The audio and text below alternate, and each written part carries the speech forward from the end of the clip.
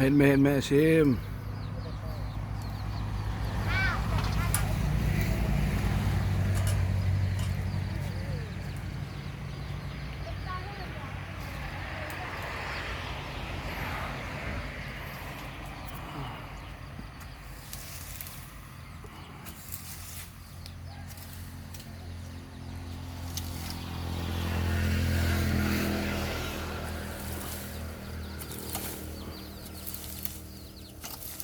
ให้แม่ซิมเห็นไว้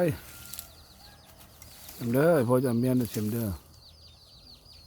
อันนี้ซิมเห็ดเวียกวันที่27เดือนเก้าปี2019แม่นว่าไอซิมเฮ็ดแม่มันใหญ่มาเบิ่งสละบอบางผากันทางป่าเฮ็ดเงินใหม่ให้ไอซิม